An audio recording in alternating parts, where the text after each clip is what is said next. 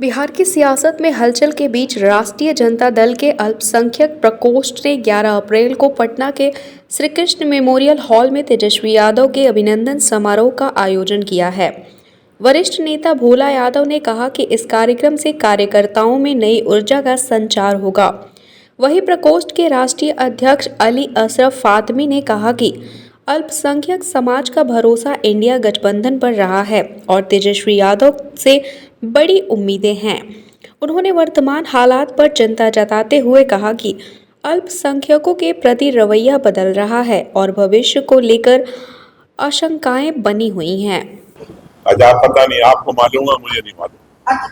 ये सब गलत है, सब अफवाह अफवाह मत फैलाइए। लालू यादव का इंकार एक बड़ा जिले में जी इस दफा हम लोगों ने बदल दिया था और पिछले साल भी आपको याद होगा कि हर जिला के अंदर हम लोगों ने इफ्तार पार्टी रखा और इस दफा भी आपको याद होगा तेजस्वी जी खुद से कई जिला गए थे लास्ट टाइम। इस दफा मैं खुद कम से कम 10 जिलों में गया हूँ इफ्तार पार्टी में। इफ्तार पार्टी को हम लोगों ने जिला स्तर पर करने का लगातार 2 साल से काम कर रहे हैं। हाँ, पटना में हुआ फुलवाड़ी में जी। हाँ, ये तो मानते हैं ना कि राज्यसभा चुनाव में आपको पार्टी के लिए बड़ा धक्का था और समाज में एक पूरा मैसेज की जरूरत है, उसको एक ढंग से सही करने की नहीं, देखिए, एक तो जो कुछ फैसल रहमान साहब ने किया ये उम्मीद नहीं थी। अगर उनका वोट मिला होता तो हमारे पार्टी के उम्मीदवार निश्चित रूप से जीते होते, लेकिन किस परिस्थिति में ये काम किया नहीं किया पार्टी उसको देख रही है।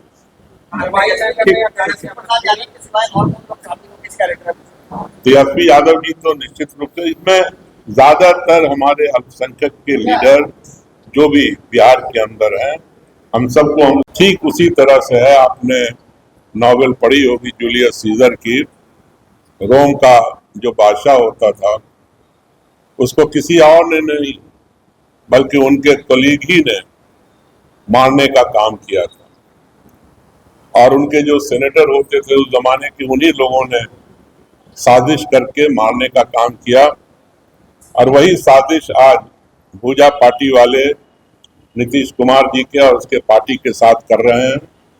मुझे नहीं लगता है कि अगर बिहार के अंदर भाजपा की सरकार बनती है तो जनता दलियों का कोई अस्तित्व बचेगा और ये एक फिर से एक मर्तबा बिहार के अंदर जो सेकुलर सोच के लोग हैं जो प्रजातंत्र के अंदर भरोसा रखते हैं उनके लिए फिर से एक इम्तिहान का वक्त होगा।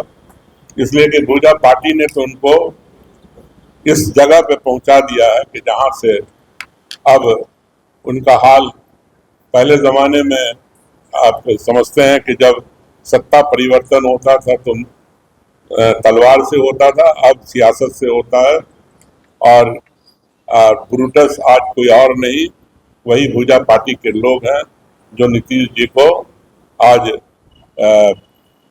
खत्म करने पे या उनकी पार्टी को खत्म करने पे लगे हुए हैं। तो मैं इन्हीं चंद अल्फाज के साथ आप लोगों से गुजारिश करता हूं कि आप लोग तशरीफ लाएं 11 को और आपके जरिए पूरे देश प्रदेश के अल्पसंख्यक के लोगों को निवेदन कर रहा हूं, रिक्वेस्ट कर रहा हूं कि आप लोग 11 तारीख को आइए, तशरीफ लाइए। वहां श्री कृष्ण मेमोरियल हॉल में 11 तारीख को